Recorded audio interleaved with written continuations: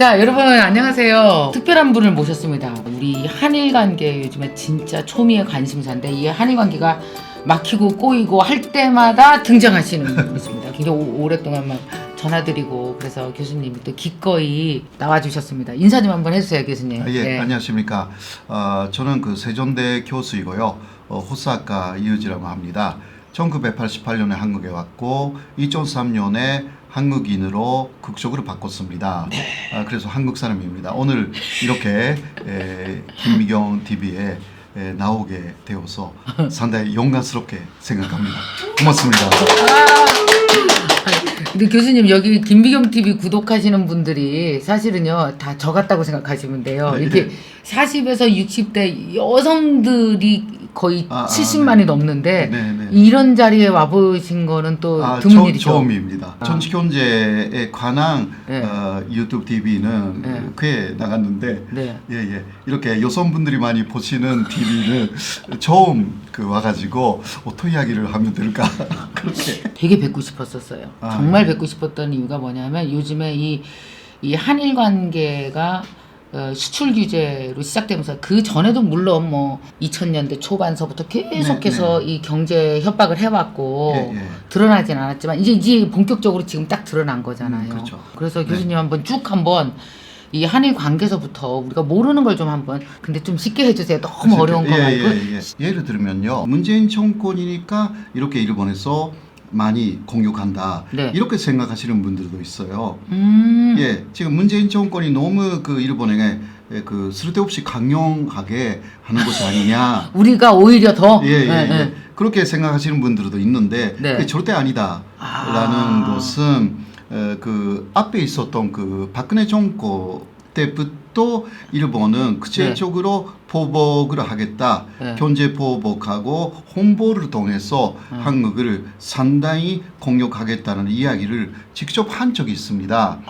그거는 2013년 12월이었는데요. 2013년이었어요. 그때 상황을 많이 잊으셨을 거리라 생각하지만 그때는요, 박근혜 대통령이 당시 대통령이 특히 위안부 문제가 아직 해결되지 않았기 때문에 일본에 대해서 비판을 계속 하고 있었습니다. 위안부 문제에 대해서. 그리고 그때는 아베 신조 일본 총리가 오히려 만나자고 한 것을 이쪽에서 거의 2년 이상 정상회담 고지를 했습니다. 그리고 각국에 가서 다른 나라의 정상들하고 회담할 때 박근혜 대통령 반드시 일본에 대해서 비판했습니다. 그래요. 네네, 그때 그랬어요. 네, 거기에 대해서 일본 아베 정권은 이거는 안 되겠다. 박근혜 정권에 대해서 반격을 해야 되겠다. 라고 정확하게 말하기 시작합니다. 그것이 일본의 언론에 벌써 그때 나왔습니다. 그때 한 이야기가 경제 보복이 가장 효과가 있을 것이다. 일본 내부에서 그 결론을 내린 거예요. 경제 보복을 하자. 그리고 그것뿐만이 아니라 홍보도 감행하겠다. 홍보라는 것은 예를 들면 독도는 일본 영토다 라는 것을 계속 강하게 하거나 혹은 일제강점기에는 한국이나 대만이잖아요. 식민지. 그것은 일본이 근대화시켜줬고 좋은 일만 했다.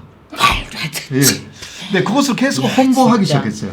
일본 정부의 사이트 있잖아요. 홍보 영상이 만들어져서 올라가기 시작했어요. 그럼 일본 사람들한테도 홍보했지만 그걸 전 세계적으로도 계속 설득을 한 거죠. 거의 정당성을. 12개 정도의 국가의 언어로 내보내기 시작한 거죠. 1945년 가지가 영광의 시대였다. 일본이 대일본 제국을 만들어서 해외에서도 상당히 많은 식민지를 거느렸고 그때가 영광의 시대였다. 그때를 되살리자. 그게 일본 반성하기는커녕 오히려 돌아가서 반성 같은 게 없어요. 반성 같은 게 없고 일본이 침략했다. 그건 거짓말이래요. 일본은 아시아를 침략한 것이 없고 아시아를 백인 지배해서 해방시킨 게 일본이다. 이렇게 또 그 사람들이 주장해요. 아베 정권도 똑같아요. 불법이었다라는 걸 전혀 인정하지 않는 거예요? 그때는 합법이었다. 계속 주장합니다.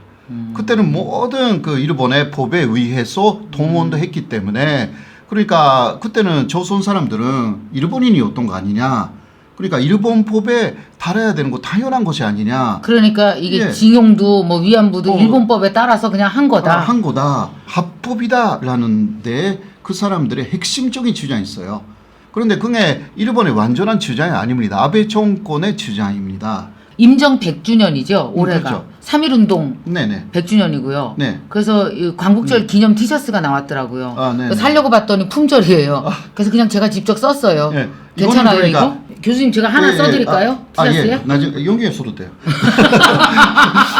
네, 그러니까 1919년 그 3.1 독립운동 그리고 임전 수립 그때부터 110년이잖아요. 그렇죠. 예. 그러니까 그때 그 일본에 대해서 우리가 저항했던 만세 운동이라든가 3.1 독립운동이라든가 그런 것을 우리가 좀 더 심사숙고해야 되는 해에 일본이 오히려 도발을 감행했어요. 일본은 현재 우리나라를 어떻게 보는 거예요? 우리나라를 뭐 너무 올라올까봐 막 두려워서 되게 좀 싹을 자르고 싶은 욕심이 있는 거야? 아니면은 일본은 뭘 어떻게 보는 거예요? 일본은 그러니까 우리를. 지금 그 일본 쪽에서 보는 한국을 보는 시각은 한반도가 너무 강해졌다 이거예요. 아직 겁이 나는 거예요. 그리고 일본은요 지금 그 세 사람 중 한 사람은 65세 이상입니다. 그러니까 28%. 사람 중 한 사람이 65세 이상이에요. 정확하게는 28%. 한국은 그 이렇게 고령화가 굉장히 속도 빠르잖아요. 우리 빠르죠. 한국은 아직 14% 정도예요. 14%. 예, 그러니까 일본은 그 배예요. 28%. 이게 그러니까, 국력이잖아. 이게 국력. 그러니까, 어마어마. 그러니까 아직은 일본이 조금 힘이 있을 때 한국을 망가뜨리지 않으면 그 1인당 그 국민 소득 있잖아요. 그것도 한국한테 추월당한다. 추월당할 수 있다. 또 하나 일본의 약점은요. 2008년부터 인구가 벌써 감소하기 시작했어요. 맞아요. 감소하고 있죠. 그렇게 해서 뭐 11년 됐잖아요. 그러니까 지금 젊은 사람들이 오는 거예요.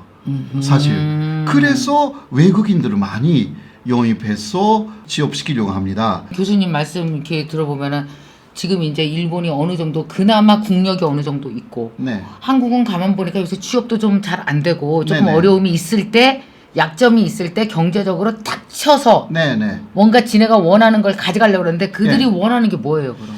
이거는 간제 지원자 판결 문제라는 게 있었잖아요. 네, 그랬죠. 예, 그 지난해 10월에 그러니까 일제 간점기가 불법이었기 때문에 그 불법에 대해서 피해자들에게 위자료 이것을 배상금이라고 하는데요. 배상금을 내라 이러한 그 판결이 확정됐어요. 거기에 대한 반발입니다. 거기에 대한 반발. 그런데 한국이 일본 쪽에서 시정해라. 이거 판결대로 하지 말아라. 라고 하는데 거기에 대해서 한국 쪽에서 시원한 답이 없으니까 이제 외교적으로 사실 풀어야 되는 문제인데 그것을 경제보복으로 다른 방법으로 동원해서 나선 것이 이번에 사건의 본질입니다. 이거는 국제 예의로서도요. 절대 다른 나라는 안 해요. 이런 거. 예의는 전혀 없어요. 그러니까 일본 내에서도 이렇게 말해요. 아베가 이제 인격자임을 그만뒀다. 그리고 스스로 나쁜 놈이 됐다. 인간이 아닌 놈이 된 거네. 뭐 인간이 하죠. 예고를 해야 하잖아요. 너무 야비하게 이거는. 그러니까 2달, 석 달 정도 기간을 둬요 보통. 이것을 생각해야 되겠다. 그런데 아베는 3일밖에 그러니까 하겠다고 해서 금방 했어. 보복 조치를 하겠다라고 7월 1일에 이야기하고 4월부터 감행했어요. 기습 공격이에요. 보통 7월 1일에 그런 이야기를 혹시 한다 하더라도 8월 1일부터 한다라든가 이쪽에 생각하는 기간을 줘야 돼요. 그게 산식이에요. 그 옛날에 진주만 공격과는 똑같대. 진주만도 미국에 대해서 상식을 깨고 들어간 산식을 깨고 그때 그러니까 공격을 한 다음에 선전포고를 했어요. 선전포고를 하고 나서 공격을 해야 돼요. 그렇죠. 그게 전산적인 국가예요. 그렇지. 전쟁할 때 내가 공격하겠다. 라고 일단 이야기하고 나서 공격을 해야 되는데 공격한 다음에 2시간 정도 후에 선전포고를 했어요. 1941년에 대피한 전쟁 시작인데요. 미군만 공격했다고 보통 알려져 있잖아요. 그런데 동남아의 말레이반도라고 있거든요. 말레이반도. 그쪽을 그 1시간 반쯤 전에 먼저 공격하고 그 다음에 미국으로 공격했어요. 마레 반도에는 영국군이 있었어. 아, 영국군이. 그러니까 영미에 대한 도전이었죠, 일본이. 그런데 영국에 대한 선전포고 같은 것은 천혜대 이후에도 하나도 없었어. 아예? 아예. 그러니까 쏘고 나서도 얘기도 안 했어요, 아무것도? 톤식 공격이었다는 거야. 그러니까 국제법을 보면 엄청난 범죄 행위거든요. 근데 교수님 있잖아요. 우리가 일반적으로 개인끼리 싸울 때도 이렇게 앞뒤가 없는 사람 상대하는 게 엄청 힘들어요, 사실. 힘들어요. 그러니까 예측도 안 되고. 예를 들면 우리가 그 이야기하고 있었잖아요. 근데 말을 듣지 않았다. 그러면 갑자기 때리는 거예요. 그러니까 이게 앞뒤가 없는 사람을 어떻게 상대해야 돼요? 그러니까 이거예요. 예를 들면 이쪽에서 부당한 욕을 하잖아요. 그러면 그거는 응하지 않는 게 당연하잖아요. 그죠? 그리고 처음부터 이야기를 해야 하잖아요. 다시 처음부터 얘기를 해야 되고. 근데 그때는 무릎 밑에서 많이 이야기를 해야 돼요. 그렇지. 그거 이번에 그 일본이 특사를 한 사람도 보내지 않았고요. 그러니까 간제 지원자 방류의 문제 이것을 좀 일본 쪽의 말을 들어달라고 그때는 무릎 밑에서 사람을 많이 보내고 특사를 보내서 얘기도 좀 하고 이야기 그러니까 표면에 나타나기 전에 그거 하는 게 정상이에요. 그렇죠. 외교적으로 또 그거는 이번에 전혀 안 했어. 전혀 안 해가지고 그냥 바로 한국의 요구만 그러니까 공개적으로 요구만 했어요. 이거는 안 되는 것입니다. 일부러 그러려고 작전 짜놓고 한 것 같네. 그러니까 그 다음 2월 말에 G20에서 한국 정권에서는 계속 그 아베 신조 일본 총리하고 회담하고 싶다 이렇게 했는데 완전히 무시를 했어요. 아베가. 그때 20명의 스반들이 모인 자리잖아요. G20이니까. 그런데 아베가 일본의 오사카에서 했으니까. 호사카가 아니고 오사카에서 했어요. 저는 호사카. 오사카. 거기는 오사카. 알았어요. 교수님 이거 개그죠? 되게 웃겨요. 교수님 엄청 웃겨요. 호스트의 나라였어요. 그렇죠. 위장국이었어요. 호스트의 나라였기 때문에 다른 18개 스방하고는 다 정상회담했어. 1대1로. 그런데 문재인 대통령만 뺐어. 이거는 정말 있을 수가 없는 결례예요. 그때 문재인 대통령하고 이야기를 하면 이쪽에 이야기가 다 나오잖아요. 그렇지, 나오지. 그러면요, 안 나오게 하기 위해서. 왜냐면 그 이야기가 나오면요, 바로 이틀 후에 보복 조치 발표했으니까 그건 못하니까. 아우 무슨 동네 회담도 아니고 진짜 얕은 시 쓴다. 비상식적이고. 그러니까 아베는 너무 비이산적으로 하기 때문에 일본 내에서도 사실 상당히 지금 이대로 되는지. 그래서요 무단파층이라고 혹시 아세요? 무단파층. 지지정당 없음. 지지정당이 없는 사람들이 한국에서는 아직 14% 정도예요. 일본에서는 45%에서 또 어떤 여론조사에서는 최고는 60%까지 나왔어요. 아 그래요? 지지하는 정당이 없는 사람들 비율이 그렇게 높아요? 그러니까 일본에서는 거의 50%에서 60% 정도의 사람들이 지지정당 없음. 이것은요 정치 싫다라는 사람들이에요. 정치라는 게 관심이 없고 그 이유는 싫으니까. 굉장히 심한데요. 엄청. 그러니까 45%에서 60%까지 나온다니까. 제가 느끼기에는 이거 국가의 흥망과 관련 있어요. 정치에 관심 없는 사람이 이렇게 많으면 몇몇 사람이 지 맘대로 하는 거잖아요. 이게 큰일 나는 건데. 그러니까 이게 일본 국민들에게도 그 책임이 있는 거예요. 일본에서는 정치에 관심이 없어도 자신의 생활에 그렇게 영향이 없어요. 그러니까 살아갈 수 있어요. 그리고 또 교수님께 너무 여쭤보고 싶은 것 중에 하나는 궁금한 게 너무 많은데 사실 이게 오래 갈 가능성이 있는 거예요?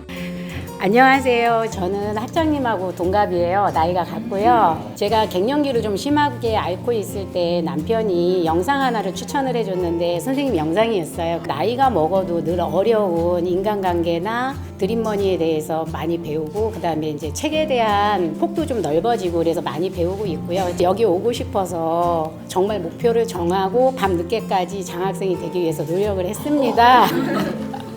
그래서 그러다 보니까 사실은 갱년기가 좀 도망간 것 같아요. 그래서 요즘 너무 활기차게 생활하고 있고요. 감사합니다.